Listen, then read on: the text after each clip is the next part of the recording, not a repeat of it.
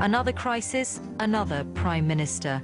This time the Shah appointed a military man, General Azhari, and tasked him with bringing back law and order. Martial law and a new military government are no long-term solutions to Iran's political problems, simply a short-term response to the violence of the past few days. The fact is, the Shah has failed to make civilian government work because he wasn't prepared to let his governments go as far as their opponents wanted them to. Now, a new military government will no doubt jam the lid hard down on political life once again. But until a proper solution is found here, there can be no satisfactory form of government for Iran. But while the new military government was meant as a demonstration of strength, the embattled Shah was simultaneously offering concessions. Among the gestures was a mass release of political prisoners. در یک شب مامورین اومدن اعلام کردن که لیست آوردن که فلانی و فلانی و فلانی آماده بشن، لباسشون بپوشن، آزادن برن. که اون لیست شامل 1000 نفر میشد. اولین زندانیان سری زندانیان سیاسی که آزاد شدن حدود 1000 نفر بودن، روز 4 آبان بود که منم جز اونها بودم. دیگه از زندان آزاد شدیم و از فردا دیدیم او خیابون‌ها چقدر شلوغ، مردم در ازدحامن، تظاهرات هست و خلاصه ما هم دیگه شروع کردیم به شرکت در تظاهرات در کنار مردم. In a further sop to the crowds, the Shah ordered the arrest of a number of his former ministers. But far from appeasing his opponents, the move was interpreted as a clear sign of his weakness. The Shah's allies simply felt betrayed. Ayatollah Khomeinis was one of those arrested and imprisoned. نمیتونستم هیچ احساس ستایشی بکنم. حالا کمتری نیست که میتونم بگم. محترمانه تری نیست که میتونم بگم. اصلا به کلی سقوط کرد برای من. تمام شد اصلا. هیچ شایستگی نداره دیگه. اصلا برای مقامش شایستگی نداشت اون موقع. اون قیافه‌ای که من دیدم اون حالت شاه نبود. آدم بدبخت ذلیلی بود که بود دیگه اون موقع اینطور بود. Amir Abbas Hoveyda, who served the Shah for 13 years as prime minister, was also arrested. بعد خیلی ناراحت بودن. البته آدم با گذشت زمان میبینه که چقدر کار اشتباهی بود و باعث تأسف و همیشون هم یه از وزرایی که گرفتن. برای متاسفانه اون موقع اینقدر شرایط شلوغ و قاطی و عقاید مختلف می آمد و میرفت که خب یه تصمیماتی گرفته میشد که بعد آدم میبینه که تصمیمات درستی نبود. ولی خب این موقعی که آدم به عقب نگاه میکنه. But despite the new military government, the anticipated crackdown on the demonstrations didn't materialize. The Shah no longer appeared to have the stomach for a fight. اگر شاه واقعاً میخواست تظاهرات مردم رو سرکوب بکنه و کشتار وسیعی را بندازه، هرگز مردم نمیدونن تو اون تظاهرات میلیونی شرکت بکنن. تظاهرات میلیونی زمانی شروع شد که اطمینان پیدا کردن که کشت و کشتاری در بین نیست. سربازها رفتن تو سربازخونه ها، تو پادگان ها و کاملا در امنیت هستن. By December, when millions of devout Iranians turned out for the annual Ashura, the anniversary of the death of Imam Hussein, the event turned into a pro-Khomeini demonstration of epic proportion.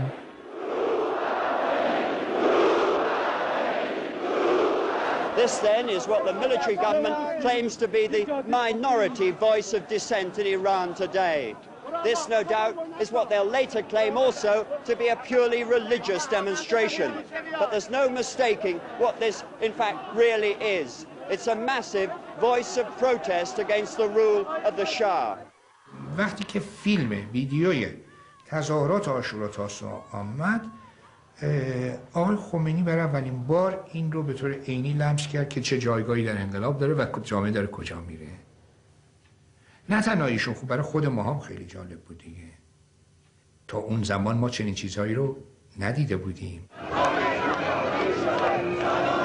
Counter demonstrations in favor of the Shah, organized by Savak, felt less than convincing. Cars which did not show a royal portrait had their windscreen smashed by either the troops, the police or the demonstrators.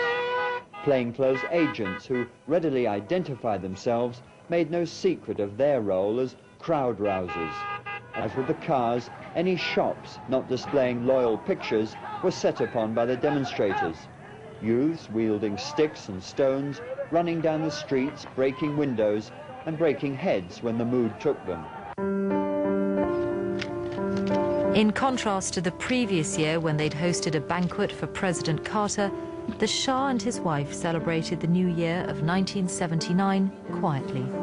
یعنی هر روز آدم میدید چجوری مثل یه بهمن از یه چیز اول تظاهرات کوچیکی که شروع شد اینجا و اونجا هی بزرگتر و بزرگتر شد و میگم مخالفین خیلی متشکل بودن و در اول که آدم فکر نمیکرد این تظاهرات یه چیزی که میخواد تمام اساس مملکت رو به هم بزنه و عکس العمل دولت هم اونجوری که باید درست نبود یا سعی میکردن در اون موقع یه کارهایی بکنن که نتیجه نداد. دیگه اواخر بود دیگه بعد از ازهاری فکر میکنم که یادم تیمسار اویسی و تیمسار مقدم آمدن پیش من گفتن اگه تا 2 روز دیگه علازت یه نخست وزیر رو انتخاب نکنن ممکنه اصلا مردم از جنوب شهر بیان به کاخ حمله کنن. In a final bid to save his throne, the Shah asked an opposition member, Shahpur Bakhtiar, to become the new prime minister. In the early 50s, Bakhtiar had been a junior minister in Mohammad Mossadegh's government. When he became prime minister in 1951, Mossadegh had tried and failed to curb the Shah's power. Bakhtiar's first act was to dissolve SAVAK and arrest a number of former ministers.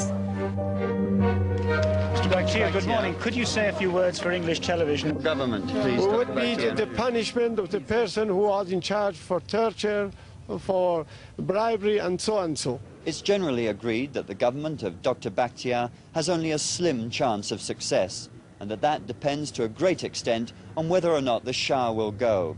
But the question of that still clearly far from being resolved, the position of Iran's 4th Prime Minister in 5 months can at best be described as precarious. The Shah's new Prime Minister had no confidence in his king. One of Bakhtiar's conditions for accepting the premiership was that the Shah should leave the country. As the Shah's power ebbed away, the American government was split on the best way forward. They saw the Shah as a useful ally in the battle to counter Soviet influence in the region. Under President Nixon, he'd been encouraged to build up his military and become America's gendarme in the Persian Gulf. Despite initial reservations, President Carter had continued the policy. Now, Carter's national security advisor, Zbigniew Brzezinski, a staunch anti-communist of Polish origin, wanted to encourage the Shah to crush the demonstrations and shore up his position once and for all. But Carter's Secretary of State, Cyrus Vance, was in favor of talking to the Ayatollah and his revolutionaries. In early January, the leaders of the US, France, Britain and Germany discussed the crisis at an informal conference in Guadeloupe. According to the New York Times, they agreed that although a new government in Iran may create difficulties for the Americans, it will be essentially pro-Western and not communist-oriented. In effect, they had given up on the Shah and were encouraged rather than alarmed by what they were hearing from Paris. In Iran, there is no talk of communism, and even if there are communists, they're in a minority. In Iran, there is no danger of communists jeopardizing the interests of others. We want neither the communists nor any other foreigners, whatever power they have, to interfere in the affairs of Iran. We want to achieve our own liberty and independence. On his return from the conference, the French President Valéry Giscard d'Estaing brought a message from President Carter for Ayatollah Khomeini. محتوای متن این بودش که به زودی شاه ایران رو ترک میکنه. دولت امریکا میخواد که آقای خمینی از دولت بختیار حمایت بکنه. سومی که اگر چنانچه آقای خمینی از دولت بختیار حمایت نکنه، بختیار سقوط بکنه نظامیان کودتا میکنن. خب محتوا تقریبا این بود.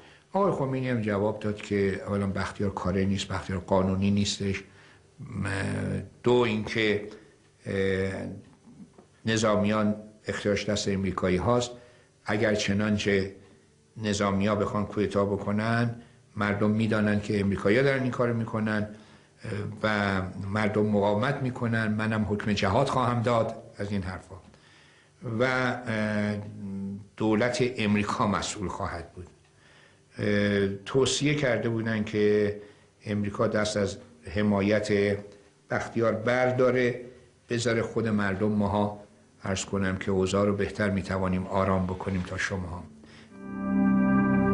On January the 16th, the Shah accepted the inevitable and announced that he was leaving Iran for a holiday.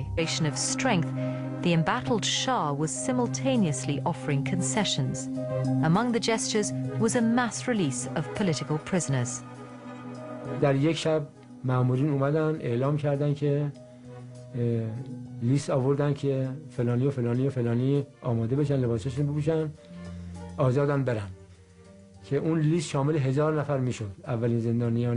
The Shah has failed to make civilian government work because he wasn't prepared to let his governments go as far as their opponents wanted them to. Now a new military government will no doubt jam the lid hard down on political life once again. But until a proper solution is found here, there can be no satisfactory form of government for Iran. But while the new military government was meant as a demonstration, سری زندانیان سیاسی که آزاد شدن حدود 1000 نفر بودن، روز 4 آبان بود که منم جز اونها بودم. دیگه از زندان آزاد شدیم و از فردا شدیم و خیابان‌ها چقدر شلوغ، مردم در ازدحامن، تظاهرات هست و خلاصه ما هم دیگه شروع کردیم به شرکت در تظاهرات در کنار مردم. In a further sop to the crowds, the Shah ordered the arrest of a number of his former ministers. But far from appeasing his opponents, the move was interpreted as a clear sign of his weakness. The Shah's allies simply felt betrayed. Ayatollah Khomeinis was one of those arrested and imprisoned. نمیتونستم هیچ احساس ستایشی بکنم. حالا کمتری نیست که Another crisis, another prime minister. This time the Shah appointed a military man, General Azhari, and tasked him with bringing back law and order. Martial law and a new military government are no long-term solutions to Iran's political problems, simply a short-term response to the violence of the past few days. The fact is,